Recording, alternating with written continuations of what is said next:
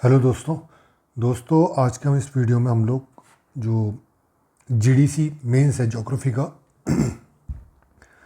उससे रिलेटेड क्या स्ट्रेटजी हो सकती है, क्या स्ट्रेटजी अपनानी चाहिए ताकि मेंस अच्छे से कवर किया जा सके, तो वो हम डिस्कस करेंगे। और जैसे कि मैंने पहले बताया था कि जिन लोगों के 70 से प्लस क्वेश्चन है, अब उसमें 72 हैं, 75 हैं या 769 है, वो सब छोड़िए, 70 प्लस जिनके क्वेश्चन है जनरल कैटेगरी में, वो अपने मेंस की तैयारी करें। और क्योंकि चांसेस ज़्यादा हैं, नहीं होता है कोई बात नहीं, एग्जैक्ट कट ऑफ तो कोई भी नहीं बता सकता, ठीक है, लेकिन जो एक्सपीरियंस है मेरा उस आधार पर मैं बता रहा हूँ कि 72 से अगर आपके ऊपर हैं क्वेश्चन तो आप चुपचाप मेंस की तैयारी करिए, ठीक। तो हम इस वीडियो में ये देखते हैं कि जो मेंस की स्ट्रेटजी वो क्या होनी चाहिए। तो बेसिकली 4-5 पॉइंटों पर हम बात करेंगे। पहला तो हम बात करेंगे पेपर का स्ट्रक्चर कैसा है, ठीक। दूसरा, टेक्निक क्या हमें अपनानी है, ठीक। तीसरा, सोर्सेस क्या होंगे, और चौथा, क्वेश्चन को कैसे डील करेंगे, ठीक। तो पहला देखते हैं पेपर स्ट्रक्चर। तो हम अगर पेपर स्ट्रक्चर की बात करें,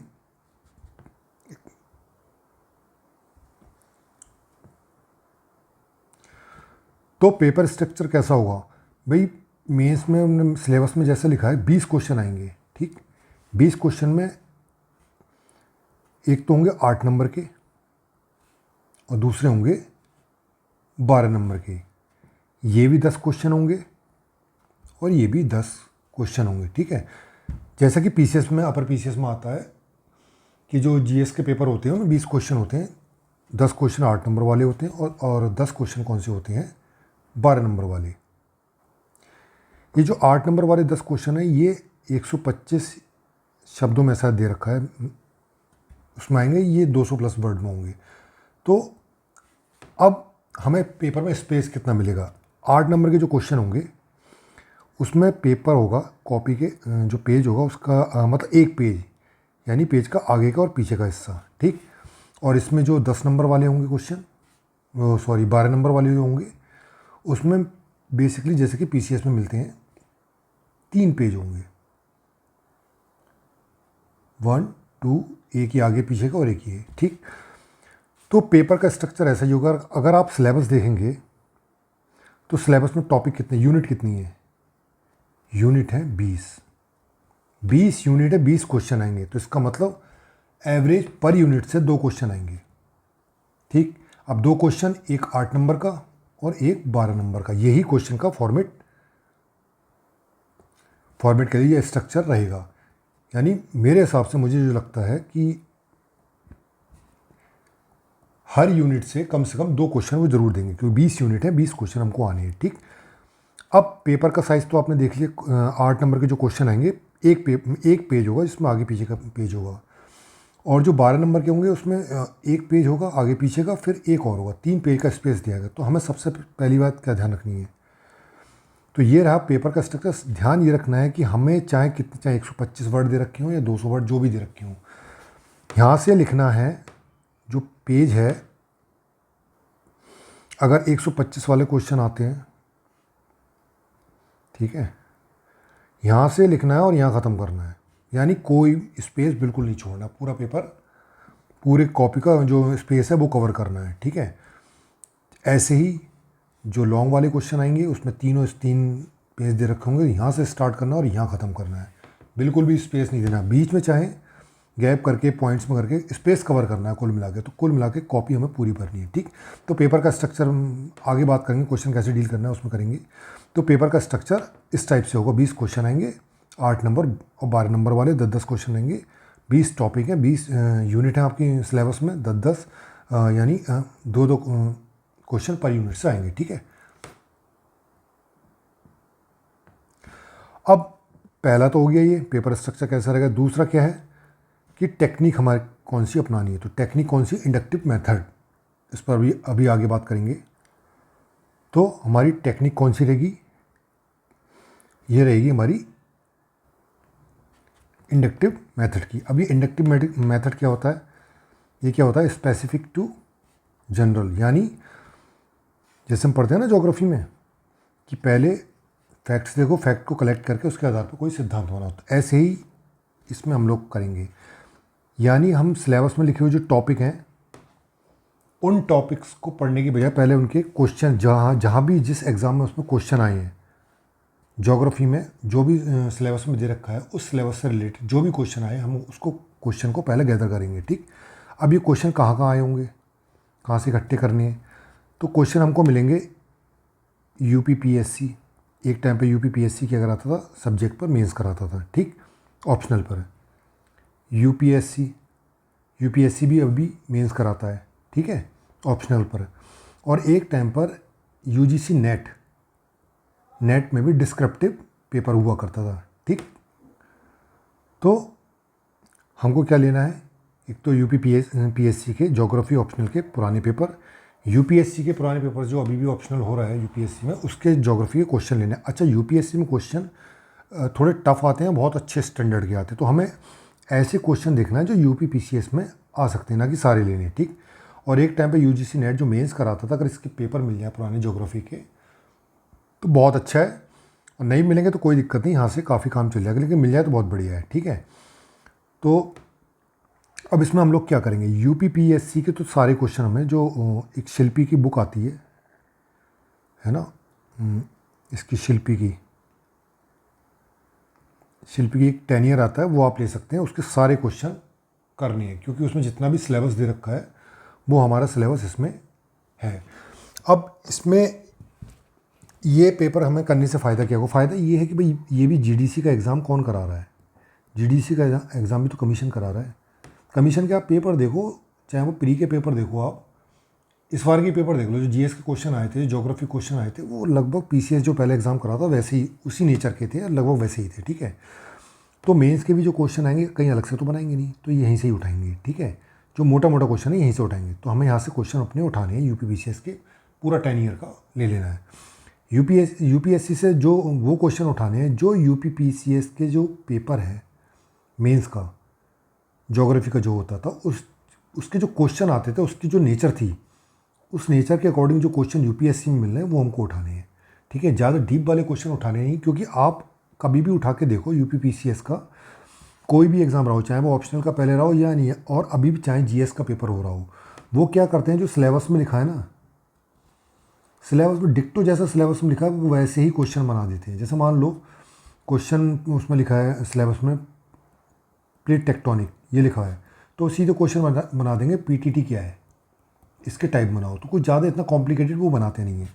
तो हमें इसी टाइप के क्वेश्चन देखने हैं, तो मेनली जो हमें वही क्वेश्चन उठाने हैं जिससे हमारा सिलेबस कवर हो रहा हो, सिलेबस में जो जो जो पॉइंट लिखे हैं वो कवर हो रहा हो। ठीक, तो हमको वो क्वेश्चन उठाने। नेट में भी वही क्वेश्चन, अच्छा नेट के जो क्वेश्चन है वो ठीक ठाक रहते हैं, ज़्यादा इतने टफ नहीं रहते हैं, अगर मिल जाए तो आपको उसमें खास करके जो यूनिट है, एक तो स्टैटिस्टिक वाली जो यूनिट है, ठीक है, जीआईएस जो दे रखा है इसमें, रिमोट सेंसिंग इस टाइप के जो दे रखे हैं ना, उसमें ये काफ़ी काम आ जाएंगे, क्योंकि इसके क्वेश्चन आपको इधर नहीं मिलेंगे। तो ये क्वेश्चन यूजीसी नेट के अगर मिल जाए तो वहाँ से उठा लीजिएगा। सीएसआईआर के भी देख सकते हैं आप लोग, है ना, उसमें से मिल जाए, लेकिन क्वेश्चन का स्टैंडर्ड कैसा होगा, वो सिंपल क्वेश्चन होंगे ताकि ज़्यादा उसमें टफ हो। ठीक, उनको आपको उठाना है। तो ये रहेगा हमारा क्वेश्चन के थ्रू, जो क्वेश्चंस आते हैं उनके थ्रू हमें सिलेबस कवर करना। ठीक, तो सबसे पहला काम जो जितने भी क्वेश्चन पेपर आए हैं उनको वहाँ से क्वेश्चन कलेक्ट करना है और उनके आंसर हमको तैयार करने हैं। ठीक, सिलेबस देखता जाना है कि कौन सा क्वेश्चन सिलेबस के किस पोर्शन में है, क्या वो दे रखा है नहीं दे रखा, बस इतना करना है। ठीक है, तो हमको डायरेक्ट बुक्स में नहीं आता, सबसे पहले क्वेश्चन हमें कलेक्ट करने हैं। तो ये हो गया हमारा सेकंड मेथड, टेक्निक हमारी क्या होनी चाहिए। अब तीसरा क्या इसमें, तीसरा हमारा सोर्सेज, हमारे क्या सोर्सेज होने चाहिए, कितने सोर्सेज होने चाहिए जिससे हम पूरे जो मेंस का सिलेबस है वो कवर कर सकें। ठीक है, तो तीसरा हमारा सोर्सेज क्या होने चाहिए। तो भाई सोर्सेज देखो भाई, अगर आप बुक्स के थ्रू जाओगे तो बुक्स के थ्रू बहुत ज़्यादा डिटेल हो जाएगी और बहुत लंबा प्रोसेस हो जाएगा, क्योंकि मान लीजिए बुक कोई टॉपिक है, जैसे मान लीजिए है ना भूसन्नति है, अब भूसन्नति आप पढ़ने बैठोगे मेंस के हिसाब से, तो एक टॉपिक कम से कम 10,000 वर्ड में दे रखा होगा, 4-5 पेज में दे रखा होगा, जबकि तुम्हें क्वेश्चन कितना लिखना है, 250 वर्ड। तो जब 250 वर्ड लिखना है तो पूरे किताब पढ़ने की ज़रूरत क्या है। ठीक, तो सोर्सेज हमें क्या पकड़ने हैं, बहुत लिमिटेड रखने हैं। सबसे पहला सोर्सेज जो आपने प्री में पढ़ा हो, प्री में पढ़ा हो उसमें देख लेना कि हाँ बस उसको रखना है कि प्री में जो पढ़ा है कि ये टॉपिक है, ठीक, इसमें क्या क्या चीज़ें होनी चाहिए, ठीक है, वो रखना है। दूसरा सोर्सेस क्या रखना है, पी वाई क्यू जहाँ से मिल रहे हैं वो सोर्सेज उठाना है, ठीक है। एक मिनट,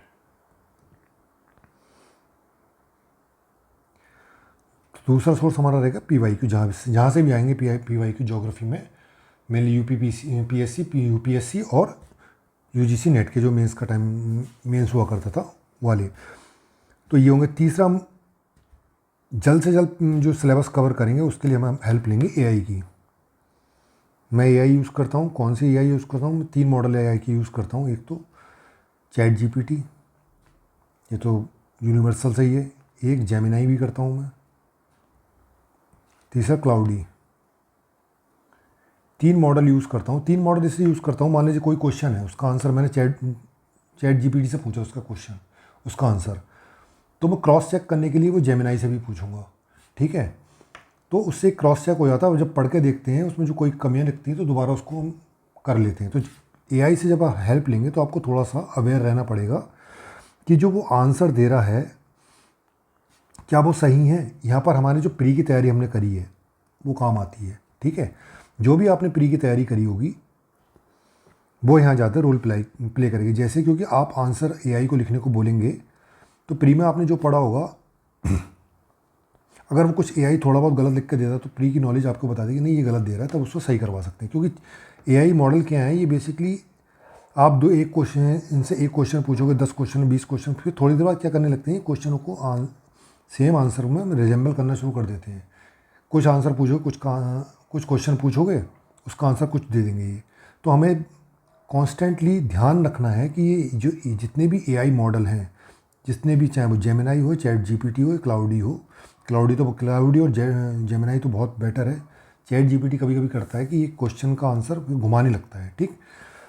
तो इनका यूज़ करना है हमको अपने क्वेश्चन आंसर तैयार करने में, ठीक है। तो क्वेश्चन आंसर तैयार करने में इनका यूज़ करना है एआई का, ठीक। अब ये कैसे यूज़ करना है वो आपको मैं बिल्कुल प्रैक्टिकली आपको दिखाऊंगा कैसे यूज़ करना है, कैसे क्या क्या प्रॉम्प्ट डालने हैं, ठीक है। तो चलते हैं। ये देखो, ये मैंने जेमिनाई खोल रखा है। जेमिनाई में मैंने देखो फोल्डर बना रखे हैं इसमें अपने, एक तो जीडीसी जोग्राफिकल थॉट का, जो मॉर्फोलॉजी का, तो ये भी खोल रखा है मैंने। ये है, एक मिनट,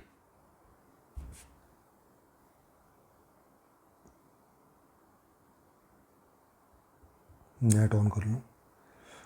ये जो मॉर्फोलॉजी का मैंने बनाया था, अभी बेसिकली मैं कर रहा था एग्ज़ाम से पहले, थॉट के मैंने सारे क्वेश्चन पढ़ा भी दिए हैं, और जो मॉर्फोलॉजी के मैं तैयार किए थे कि मैं ये भी पढ़ा दूंगा, ठीक है।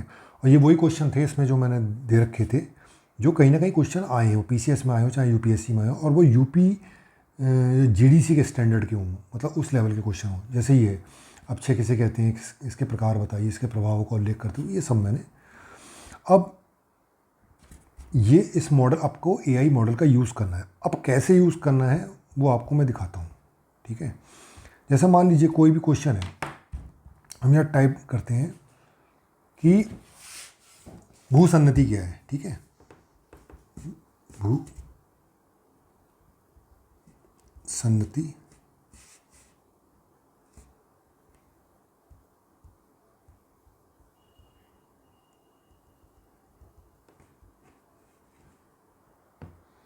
अब जैसे ये क्वेश्चन मैंने लिखा, भूसन्नति या जियोसिंक्लाइन ये क्या है, ठीक है, किसे कहते हैं, इसके द्वारा पर्वत निर्माण की प्रक्रिया बताइए। एक ऐसी क्वेश्चन ज्योग्राफी में आए हैं।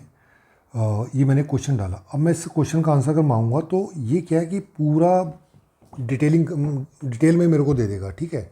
अब हमको चाहिए मैक्सिमम आंसर कितने वर्ड का हो, वो 250 वर्ड का हो। तो अब हम इसको स्पेसिफिकली बताएंगे हमको क्या क्या चाहिए। तो जो ये प्रॉम्प्ट इंजीनियरिंग कहलाती है, प्रॉम्प्ट किस तरह लिखना चाहिए अपने काम के हिसाब से, ठीक। तो अब डालेंगे सबसे पहले परिभाषा बताओ।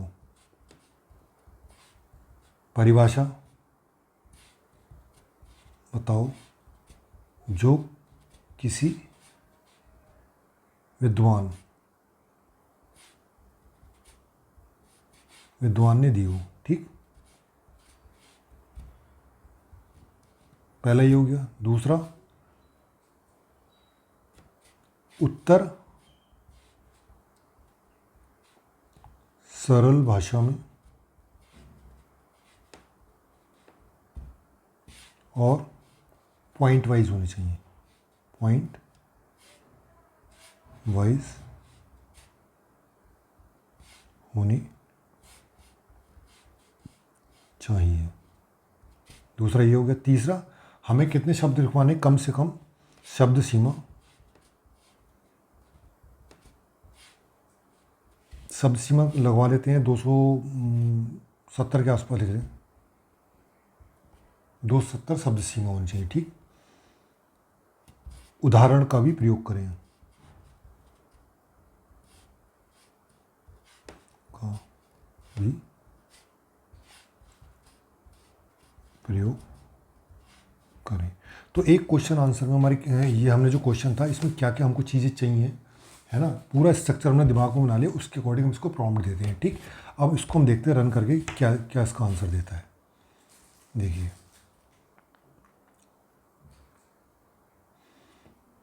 पर्वतों को पालना कहा जाता है, इन्हें वही जो हॉग ने क्या डेफिनेशन दी है वो सारी इसने देना शुरू कर दिया। ठीक है, 3 इसके जो हम देखते हैं अपसादीकरण, जो पहले क्या होता है उसमें अपसाद इकट्ठे होते हैं, फिर ओरोजिनिस यानी बल शुरू होता है, फिर पर्वतों का निर्माण शुरू हो जाता है। ठीक, इस तरह इसने ये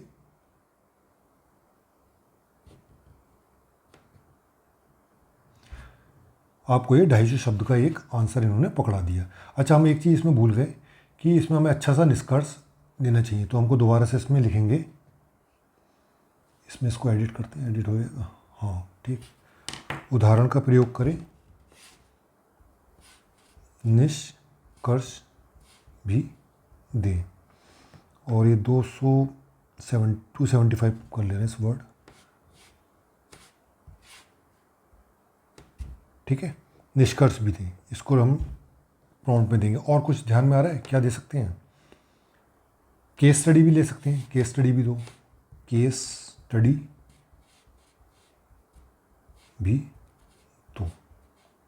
ये अब हमारा पूरा प्रॉम्प्ट हो गया। एक क्वेश्चन आंसर डेफिनेशन होनी चाहिए, फिर मेन पार्ट हो जाएगा उसका, वर्ड्स कितने हैं वो हो जाएंगे इसमें। ठीक है, उदाहरण होने चाहिए, निष्कर्ष भी हो, केस स्टडी भी दो।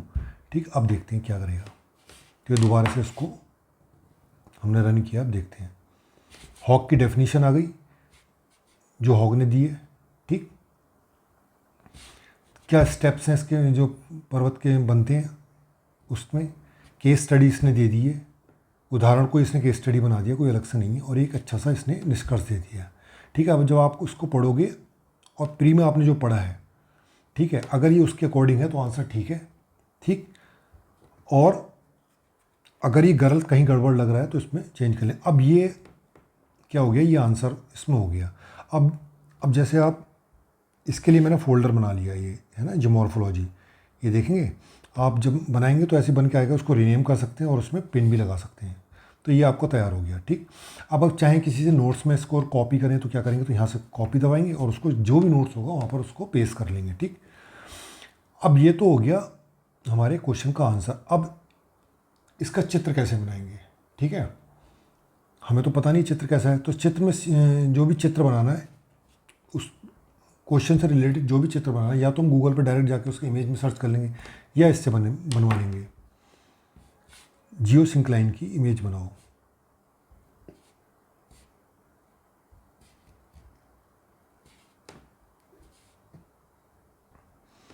जियो सिंक्लाइन की इमेज बनाओ। अच्छा, ये इमेज क्या ज़्यादा नहीं बनाएगा, क्योंकि फ्री वाला जो वर्जन है 2 या 3 इमेज बना देता है, उसके बाद में फिर आपको एक दिन में इसका कोटा पूरा हो जाता है। तो आप पेड वर्जन ले लीजिए 1-2 महीने के लिए, कोई ज़्यादा महंगा नहीं है इसका। मैंने जो फर्स्ट टाइम पेड कराया था इसमें 280 रुपये का कुछ हुआ था, तो मेरा तो अभी भी चल रहा, दोबारा इसने मांगा ही नहीं पैसे। ठीक है, तो पेड वर्जन आप इसका यूज़ कीजिए, चाहे चैट जीपीटी वगैरह का तो आप ऐसा करिए, उसका फ्री में यूज़ कर लीजिए। क्या बना दिया ये, देखते हैं। ये इसने सिंपल इसने वो बना दिया है, तो देखिए इस तरह की इसने इमेज बनाई है, ठीक है, जियो सिंक्लाइन की इसने इमेज बना दी है, देखिए, ठीक है, ये सबडक्शन हो रहा है, ठीक, यहाँ पर धीरे धीरे सबडक्शन हुआ, सबडक्शन और कंप्रेशन हो रहा है, ठीक है, इसके बाद में पहाड़ बन रहा है। तो इस तरह की ये इमेज भी बना के देगा, इसके आधार पर आप लोग इमेज बना लीजिए, ठीक। तो ऐसे ही हमको क्वेश्चन लिखना है, उसमें एक प्रॉम्प्ट देना है, उसके आधार पर उसका आंसर लेना है, ठीक है। अभी एक क्वेश्चन और लिया है मैंने, डेविस और पेंग के सिद्धांत की तुलना कीजिए, ये वाला क्वेश्चन है, ठीक है। इसमें मैंने पहले इसको बताया, प्रॉम्प्ट दिया है, पहले 6 पॉइंट्स में तुलना करनी है, खाली तुलना बताई, फिर 3 पॉइंट्स में क्या है, समानता बता देनी है, फिर एक अच्छा सा निष्कर्ष देना है, और इस सारा आंसर 275 वर्ड्स में देना है, ठीक है। तो अब देखते हैं, इसको रन करते हैं, क्या देगा ये। अच्छा, ये ज़्यादा ऊपर हो गया था क्या, 1 मिनट। तो डेविस पेंग की इसने तुलना दे दी है, 6 पॉइंट्स में इसने दिया है, समय बनाम गति, उत्थान और पतन के संदर्भ में, उत्थान की अवधि के संदर्भ में, और इसने जो तुलना के जो पॉइंट, किन किन पॉइंट्स पे इन्होंने तुलना करी है वो सबको इसने दे दिया है, ठीक।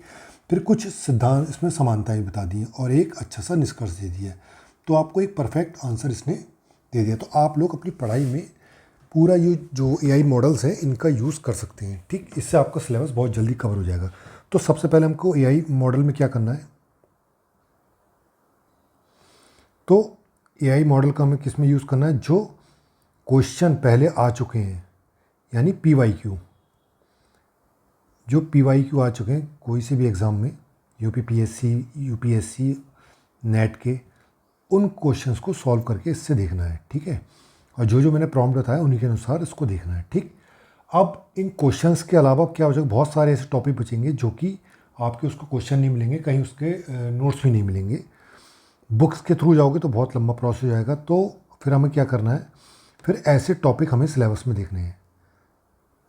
पहले तो क्वेश्चन हमने PYQ सॉल्व कर लिए, है ना, फिर जो भी टॉपिक बचे उनको देखना, उनको टॉपिक को इन्हीं AI मॉडल के थ्रू क्या करना है, हमको एक एक करके उस टॉपिक को डालते रहना है, ठीक।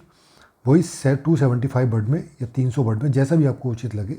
मेरे अंदाज में 300 से ऊपर मत जाइएगा, काफ़ी हो जाते हैं, ठीक है। तो जैसे वो टॉपिक सिलेबस में के वैसे ही डाल देना है और उसको AI मॉडल में वैसे ही वो डाल देना है और उससे उसका आंसर ले लेना है, ठीक। और जब AI मॉडल में या तो आप उससे कॉपी कर लो, किसी नोट पैड वगैरह हो उसमें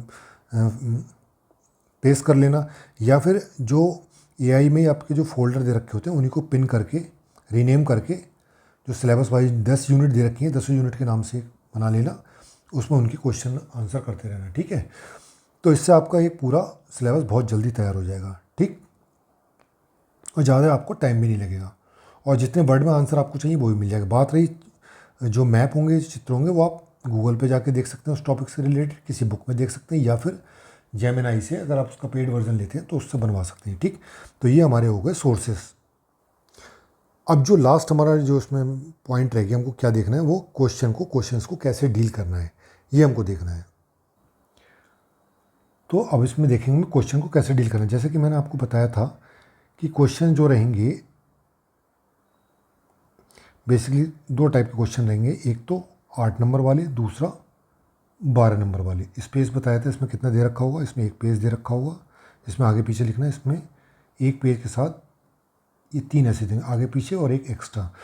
तो मान के चलिए क्वेश्चन आपको पूरे, पहला तो ये मान के चलना है कि पूरे क्वेश्चन आंसर जो पूरा स्पेस है, पूरा स्पेस हमको पूरा करना है, छोड़ना नहीं है बिल्कुल भी, ठीक है। ये मान के चलिए, ये चीज़ मैंने जो UPPCS में कॉपी चेक करते हैं, 2 एग्जामिनर हैं, उनसे मेरी बात हुई थी। हालांकि वो जो अपर PCS है उसमें करते हैं, लेकिन मेंटालिटी तो सेम, टीचर्स की मेंटालिटी तो सेम ही होगी। वो देखते हैं कि स्पेस, पहला उनका नज़र जाता है स्पेस पर, कि स्पेस पूछना पूरा उसने फुल किया नहीं किया है। अगर थोड़ा बहुत छूट जाता है तो वो थोड़ा सा उनके दिमाग में डाउट रहता है कि इसको कम आता होगा, ठीक है। तो पहला चीज़ तो पेपर पूरा सॉल्व करना है, जितना स्पेस दे रखा है वो पूरा हमको लिखना है, ठीक। बाई चांस लास्ट में 1-2 क्वेश्चन ऐसे हो जाए तो उससे कोई फ़र्क नहीं पड़ता, लेकिन स्टार्टिंग से सारे क्वेश्चन को हमको सॉल्व करना, पूरा ही स्पेस हमको फिल करना है। दूसरा, हमको क्वेश्चन को ध्यान करते हुए, डील करते हुए या लिखते हुए, उसको में ये ध्यान रखना है कि हर क्वेश्चन के साथ हमको एक मैप बनाना है।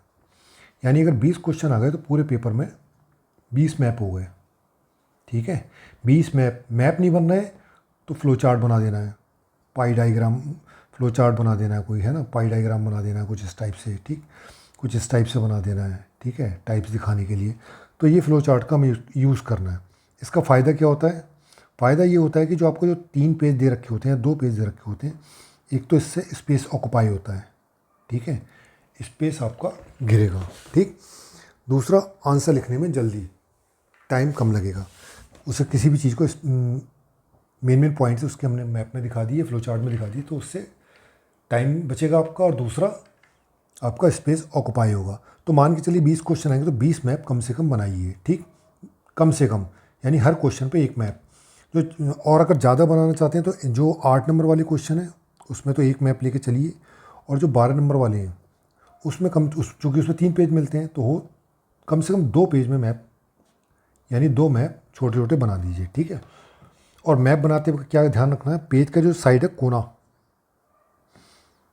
मैप जो बनाएंगे आप कोने में बनाएंगे, छोटा सा, ज़्यादा बड़ा नहीं, बहुत छोटा सा बनाएंगे। और इस तरह से बॉक्स में उसको, इस तरह का जो बॉक्स है, इस तरह से इस बॉक्स में उसको बंद कर देंगे, ठीक। कोई भी मैप बनाएंगे, जैसे मान लीजिए इंडिया का मैप बनाना हो तो प्रैक्टिस करनी है, फटाफट फटाफट इंडिया का मैप बनाओ, है ना। ये इंडिया का मैप हो गया, ठीक, इसको लिया बॉक्स में बंद कर दिया, ठीक है, ये हो गया इंडिया का मैप। तो इस टाइप से मैप को बनाना और बॉक्स में बनना, और बाकायदा उस चित्र पर लिखना है कि इस चित्र में आप क्या दर्शा रहे हो, ये चीज़ करना है, ठीक। दूसरा चीज़ ये करना है, जब भी आपको उसमें हेडिंग डालो, जैसे मान लीजिए डेविस पेन की तुलना थी, डेविस पेन की तुलना, ठीक, तो सबसे पहले हमने तुलना दिखाई थी, तो उसको इस टाइप से वो करिए पूरे पेज में, ताकि वो अलग से हेडिंग दिखे, ठीक। दूसरे जो अलग अलग पॉइंट्स की उन्होंने कई पॉइंट्स को लेकर तुलना बताई थी। नंबर एक पॉइंट डालिए, जैसे मान लीजिए स्थल रूप को लेके, ठीक, तो स्थल रूप में पहले डेविस क्या कह रहे हैं, फिर पेंक ने क्या कहा है, इस टाइप से डालिए, डेविस और पेंक को हाईलाइट कर दीजिएगा, बाकी उन्होंने किसने क्या लिखा है। इस तरह अगर तुलना करेंगे पेज को बांट के तो उसमें बहुत ज़्यादा स्पेस की बड़ी दिक्कत हो जाती है, तुलना ये ज़्यादा अच्छी मानी जाती है, ठीक है। तो आप ये करेंगे, ठीक। कोई भी हेडिंग देंगे तो हेडिंग देने में, जो भी आप हेडिंग देंगे तो उसमें हमें ध्यान रखना है हेडिंग का, कि वो एक प्रॉपर हेडिंग दिखे, इस तरह से उसको हम देंगे पूरे, ठीक है, जो भी हेडिंग देंगे, ठीक। इससे स्पेस भी जल्दी भरेगा, साफ साफ बोल्ड उसमें भी दिखाई देगा और क्लैरिटी आएगी। तीसरे, आप क्या करेंगे, पेन का यूज़, कौन से पेन का यूज़ करना है, तो पेन मानिए जेल, बहुत अच्छे पेन होते हैं, जेल का यूज़ कीजिए, खास करिए 0.7 mm, 0.7 mm के जो पेन होंगे उनसे क्या होता है, वर्ड्स जो होते हैं मोटे लिखे जाते हैं, थोड़े से मोटे जब लिखे जाएंगे तो कॉपी का जो स्पेस होगा वो जल्दी भरेगा, ठीक। दूसरे, जेल पेन क्या होता है, अगर राइटिंग आपकी थोड़ी ठीक भी नहीं है तो जेल पेन उस राइटिंग को जैसी भी उसको और अच्छा करके दिखाता है, ठीक है। तो आप जेल पेन का आप यूज़ कीजिएगा, ठीक। कौन से, 0.7 mm का, यूनिवॉल वगैरह के जो आते हैं, यूनिवॉल के आते हैं, ये अच्छे पेन आते हैं, आप इसको ले लीजिएगा, ठीक। दूसरे, सिंगल पेन का ही यूज़ करना, ये ऐसा नहीं कि लिखने के लिए ब्लू यूज़ कर रहे हो, मैप बनाने के लिए कोई दूसरा पेन यूज़ कर रहे हो, और हाईलाइट करने के लिए कोई दूसरा कर रहे हो, इससे टाइम वेस्ट होगा।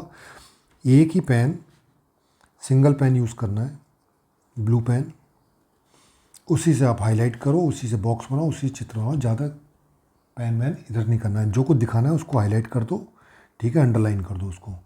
तो इस तरह से आप क्वेश्चन डील करो। दूसरा, क्वेश्चन मैंने जो बताया था, सारे क्वेश्चन अटैम्प्ट करने हैं, कोई क्वेश्चन नहीं छोड़ना है बिल्कुल भी, चाहे थोड़ा ही आ रहा हो, लेकिन लिखना ज़रूर है, और कोशिश पूरी करना है कि अधिक से अधिक क्वेश्चनों की जो स्पेस है, दिया हुआ स्पेस है, वह पूरा ऑक्यूपाई करना है, पूरा स्पेस में लास्ट लाइन तक लिखना है, ठीक है। कोशिश करना है कि लास्ट लाइन तक लेके जाए। तो इस तरह की जो भी आप ये स्ट्रेटजी अगर अपनाओगे तो जीडीसी का मेंस आपका, एक तो जो तैयार बहुत जल्दी होगा मेंस के लिए, ठीक, पेपर में एग्जीक्यूशन कैसे करना है वो भी बहुत आसान रह जाएगा, ठीक है। और बार बार रिवीजन करना और लिख के ज़रूर, जितना भी आप उसको क्वेश्चन आंसर को तैयार करो, याद करो, उसको तुरंत लिख के देखो, याद करो तुरंत लिख के देखो, ठीक है। तो लिखने की प्रैक्टिस भी आएगी, ठीक। बाकी टेस्ट सीरीज करनी है नहीं करनी वो सब आपके ऊपर है, लेकिन ये खुद घर में की जा सकती है, कोई टाइम लगा के, कोई दिक्कत बड़ी वाली बात नहीं है। इसके लिए कोचिंग जाने की कोई ज़रूरत ज़्यादा है नहीं, ठीक। तो इतना आप करिएगा। अगर मेरा तो खैर एक्चुअली क्वेश्चन कम हो रहे, अगर मेरे ठीक ठाक क्वेश्चन हो रहे होते तो मैं शायद ये तैयारी कर रहा होता और इसके जितने भी क्वेश्चन तैयार करता वो वीडियो बना के डाल रहा होता। अब चूँकि मेरे पास लिमिटेड टाइम है तो मेरा जीडीसी में शायद नहीं होगा, कन्फर्म है मेरा नहीं होगा इसमें प्री। तो मुझे अब पीसीएस, अपर पीसीएस है, उसकी तैयारी करनी है, तो उसके हिसाब से मुझे वीडियो डालने पड़ेंगे। अदरवाइज़ अगर मेरा हो रहा होता जीडीसी में तो मैं इसके क्वेश्चन आंसर डाल रहा होता, ठीक। तो आप लोग जैसे मैंने स्ट्रैटेजी बताई है, जो भी सोर्सेज बताए, अगर उससे भी फॉलो करोगे तो आपको बड़ा ईजी तरीके से आपका मेंस तैयार हो जाएगा, ठीक है। तो इस वीडियो में बस इतना ही रखते हैं, काफ़ी लंबा वीडियो हो गया। Thank you so much.